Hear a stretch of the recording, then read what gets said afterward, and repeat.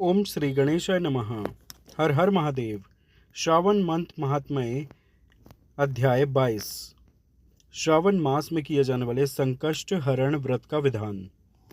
ईश्वर बोले, हे मुनिश्रेष्ठ, श्रावण मास में कृष्ण पक्ष की चतुर्थी तिथि के दिन सभी वांछित फल प्रदान करने वाला संकष्ट हरण नामक व्रत करना चाहिए। सनत कुमार बोले, किस विधि से यह व्रत किया जाता है, इस व्रत में क्या करना चाहिए, किस देवता का पूजन करना चाहिए और इसका उद्यापन कब करना चाहिए, उसके विषय में मुझे विस्तार पूर्वक बताइए। ईश्वर बोले, चतुर्थी के दिन प्रातः उठकर दंत धावन करके इस संकष्ट हरण नामक शुभ व्रत को करने के लिए यह संकल्प ग्रहण करना चाहिए। हे देवेश, आज मैं चंद्रमा के उदय होने तक निराहार रहूंगा और रात्रि में आपकी पूजा करके भोजन करूंगा। संकट से मेरा उद्धार कीजिए। हे ब्रह्मपुत्र, इस प्रकार संकल्प करके शुभ काले तिलों से युक्त जल से स्नान करके समस्त अहिनिक कृत्य संपन्न करने के बाद गणपति की पूजा करनी चाहिए। बुद्धिमान को चाहिए कि 3 मासे अथवा उसके आधे परिमाण अथवा 1 मासे सुवर्ण से अथवा अपनी शक्ति के अनुसार सुवर्ण की प्रतिमा बनवाएं। सुवर्ण के अभाव में चांदी अथवा तांबे की ही प्रतिमा सुखपूर्वक बनाएं। यदि निर्धन हो तो वह मिट्टी की ही शुभ प्रतिमा बना ले, किंतु इसमें वित्त शाठ है ना करें, क्योंकि ऐसा करने पर कार्य नष्ट हो जाता है। रम्य अष्टदल कमल पर जल से पूर्ण तथा वस्त्र युक्त कलश स्थापित करें और उसके ऊपर पूर्ण पात्र रखकर उसमें वैदिक तथा तांत्रिक मंत्रों द्वारा 16 उपचारों से देवता की पूजा करें। हे विप्र, तिल युक्त 10 उत्तम मोदक बनाएं, उनमें से 5 मोदक देवता को अर्पित करें और 5 मोदक ब्राह्मण को प्रदान करें। भक्ति भाव से उस विप्र की देवता की भांति पूजा करें और यथाशक्ति दक्षिणा देकर यह प्रार्थना करें, हे विप्रवरी, आपको नमस्कार है। हे देव, मैं आपको फल तथा दक्षिणा से युक्त 5 मोदक प्रदान करता हूँ। हे द्विज श्रेष्ठ, मेरी विपत्ति को दूर करने के लिए इसे ग्रहण कीजिए। हे विप्र रूप गणेश्वर, मेरे द्वारा जो भी न्यून अधिक अथवा द्रव्यहीन कृत्य किया गया हो वह सब पूर्णता को प्राप्त हो। इसके बाद स्वादिष्ट अन्न से ब्राह्मणों को प्रसन्नतापूर्वक भोजन कराएं। उसके बाद चंद्रमा को अर्घ्य प्रदान करें। उसका मंत्र प्रारंभ से सुनिए। हे क्षीर सागर से प्रादुर्भूत, हे साधु रूप, हे निशाकर, हे गणेश की प्रीति को बढ़ाने वाले, मेरे द्वारा दिए गए अर्घ्य को ग्रहण कीजिए। इस विधान के करने पर गणेश्वर प्रसन्न होते हैं और वांछित फल प्रदान करते हैं। अतः इस व्रत को अवश्य करना चाहिए। इस व्रत का अनुष्ठान करने से विद्यार्थी विद्या प्राप्त करता है, धन चाहने वाला धन पा जाता है, पुत्र की अभिलाषा रखने वाला पुत्र प्राप्त करता है, मोक्ष चाहने वाला उत्तम गति प्राप्त करता है, कार्य की सिद्धि चाहने वाले का कार्य सिद्ध हो जाता है और रोगी रोग से मुक्त हो जाता है। विपत्तियों में पड़े हुए, व्याकुल चित्त वाले, चिंता से ग्रस्त मन वाले तथा जिन्हें अपने सुहृजनों का वियोग हो गया हो, उन मनुष्यों का दुख दूर हो जाता है। यह व्रत मनुष्यों के सभी कष्टों का निवारण करने वाला, उन्हें सभी अभीष्ट फल प्रदान करने वाला, पुत्र पौत्र आदि देने वाला तथा सभी प्रकार की संपत्ति प्रदान कराने वाला है। ओम नमो हेरम्बाय मदमोदिताय संकष्टस्य निवारणाय स्वाहा को बोलना चाहिए। बुद्धिमान व्यक्ति को चाहिए कि इंद्र आदि लोकपालों की सभी दिशाओं में पूजा करे। अब मैं मोदकों की दूसरी विधि आपको बताता हूँ। पके हुए मूंग तथा तिलों से युक्त घी में पकाए गए तथा गरी के छोटे छोटे टुकड़ों से मिश्रित मोदक गणेश जी को अर्पित करें। उसके बाद दूर्वा के अंकुर लेकर इन नाम पदों से पृथक पृथक गणेश जी की पूजा करें। उन नामों को मुझसे सुनिए। हे गणाधिप, हे उमापुत्र, हे अग्नाशन, हे एकदंत, हे इभवक्त्र, हे मूषक वाहन, हे विनायक, हे ईशपुत्र, हे सर्व सिद्धि प्रदायक, हे विघ्नराज, हे स्कंदरो, हे सर्व संकष्ट नाशन, हे लंबोदर, हे गणाध्यक्ष, हे गौर्यांग मल संभव, हे धूमकेतो, हे भालचंद्र, हे सिंदूरा सुरमर्दन, हे विद्या निधान, हे विकट, हे शूर्पकर्ण, आपको नमस्कार है। इस प्रकार इन 21 नामों से गणेश जी की पूजा करें। उसके बाद भक्ति से नम्र होकर प्रसन्न बुद्धि से गणेश देवता से इस प्रकार प्रार्थना करें। हे विघ्नराज, आपको नमस्कार है।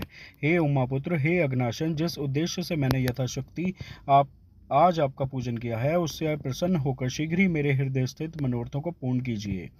हे प्रभु, मेरे समक्ष उपस्थित विविध प्रकार के समस्त विघ्नों का नाश कीजिए। मैं यहाँ सभी कार्य आपकी ही कृपा से करता हूँ। मेरे शत्रुओं की बुद्धि का नाश कीजिए तथा मित्रों की उन्नति कीजिए। इसके बाद 108 आहुति देकर होम करें। उसके बाद व्रत की संपूर्णता के लिए मोदकों का वायन प्रदान करें। इस समय यह कहें, गणेश जी की प्रसन्नता के लिए मैं 7 लड्डुओं तथा 7 मोदकों का वायन फल सहित ब्राह्मण को प्रदान करता हूँ। तदंतर हे सत्तम, पुण्यदायिनी कथा सुनकर इस मंत्र के द्वारा 5 बार प्रयत्नपूर्वक चंद्रमा को अर्घ्य प्रदान करें। क्षीरोदार्ण व संभूत अत्रि गोत्र समुद्भव गृहाणार्घ्यम मया दत्तम रोहिण्या सहितः शशिन। क्षीर सागर से उत्पन्न तथा अत्रि गोत्र में उत्पन्न हे चंद्र, रोहिणी सहित आप मेरे द्वारा प्रदत्त अर्घ्य को स्वीकार कीजिए। उसके बाद अपने अपराध के लिए देवता से क्षमा प्रार्थना करें और अपने सामर्थ्य के अनुसार ब्राह्मणों को भोजन कराएं तथा ब्राह्मणों को जो अर्पित किया हो उसके अवशिष्ट भोजन को स्वयं ग्रहण करें। मौन होकर 7 ग्रास ग्रहण करें और अशक्त हो तो इच्छानुसार भोजन करें। इसी प्रकार 3 मास अथवा 4 मास तक विधान पूर्वक इस व्रत को करें। उसके बाद बुद्धिमान को चाहिए कि 5वें महीने में उद्यापन करें। उद्यापन के लिए बुद्धिमान को अपने सामर्थ्य के अनुसार स्वर्णमयी गणेश प्रतिमा बनानी चाहिए। उसके बाद उस भक्ति संपन्न मनुष्य को पूर्वोक्त विधान से चंदन, सुगंधित द्रव्य तथा अनेक प्रकार के सुंदर पुष्पों से पूजा करनी चाहिए और एकाग्रचित होकर नारिकेल फल से अर्घ्य प्रदान करना चाहिए। पायस से युक्त सूप में फल रखकर और उसे लाल वस्त्र से लपेटकर यह वाइन भक्त ब्राह्मण को प्रदान करें। साथ ही स्वर्ण की गणपति की प्रतिमा भी दक्षिणा सहित उन्हें दें। व्रत की पूर्णता के लिए 1 आड़क तिल का दान करें। उसके बाद विघ्नेश प्रसन्न हो ऐसा कहकर देवता से क्षमा प्रार्थना करें। इस प्रकार उद्यापन करने से अश्वमेध यज्ञ का फल प्राप्त होता है और मनोवांछित सभी कार्य सिद्ध हो जाते हैं। हे सत्तम, पूर्व कल्प में स्कंद कुमार के चले जाने पर पार्वती ने मेरी आज्ञा से 4 महीने तक इस व्रत को किया था। तब 5वें महीने में पार्वती ने कार्तिकेय को प्राप्त किया था। समुद्र पान के समय अगस्त्य जी ने इस व्रत को किया था और 3 माह में विघ्नेश्वर की कृपा से उन्होंने सिद्धि प्राप्त कर ली। हे विपेंद्र, राजा नल के लिए दमयंती ने 6 महीने तक इस व्रत को किया था। तब नल को खोजती हुई दमयंती को वे मिल गए थे। जब चित्रलेखा अनिरुद्ध को बाणासुर के नगर में ले गई थी तब वह कहाँ गया और उसे कौन ले गया, यह सोचकर प्रद्युम्न व्याकुल हो गए। उस समय प्रद्युम्न को पुत्र शोक से पीड़ित देखकर रुक्मिणी ने प्रेम पूर्वक उससे कहा, हे पुत्र, मैंने जो व्रत अपने घर में किया था उसे मैं बताते हूँ, इसे ध्यानपूर्वक सुनो। बहुत समय पहले जब राक्षस तुम्हें उठा ले गया था तब तुम्हारे वियोग जन्य दुख के कारण मेरा हृदय विदीर्ण हो गया था। मैं सोचती थी कि मैं अपने पुत्र का अति सुंदर मुख कब देखूंगी। उस समय अन्य स्त्रियों के पुत्रों को देखकर मेरा हृदय विदीर्ण हो जाता था कि कहीं अवस्था साम्य से यह मेरा ही पुत्र तो नहीं। इसी चिंता में व्याकुल हुए मेरे अनेक वर्ष व्यतीत हो गए। तब दैव योग से लोमश मुनि मेरे घर आ गए। उन्होंने सभी चिंताओं को दूर करने वाला संकष्टी चतुर्थी का व्रत मुझे विधि पूर्वक बताया और मैंने 4 महीने तक इसे किया। उसी के प्रभाव से तुम शंबरासुर को युद्ध में मारकर आ गए थे। अतः हे पुत्र, इस व्रत की विधि जानकर तुम भी इसे करो, उससे तुम्हें अपने पुत्र का पता चल जाएगा। हे विप्र, प्रद्युम्न ने यह व्रत करके गणेश जी को प्रसन्न किया। तब नारद जी से उन्होंने सुना कि अनिरुद्ध बाणासुर के नगर में है। इसके बाद बाणासुर के नगर में जाकर उससे अत्यंत भीषण युद्ध करके और संग्राम में शिव सहित बाणासुर को जीतकर पुत्रवधु सहित अनिरुद्ध को प्रद्युम्न घर लाए थे। हे मुने, इसी प्रकार अन्य देवताओं तथा असुरों ने भी विघ्नेश की प्रसन्नता के लिए यह व्रत किया था। हे सनत कुमार, इस व्रत के समान सभी सिद्धियां देने वाला इस लोक में कोई भी व्रत, तप, दान और तीर्थ नहीं है। बहुत कहने से क्या लाभ, इसके तुल्य कार्य सिद्धि करने वाला दूसरा कुछ भी नहीं है।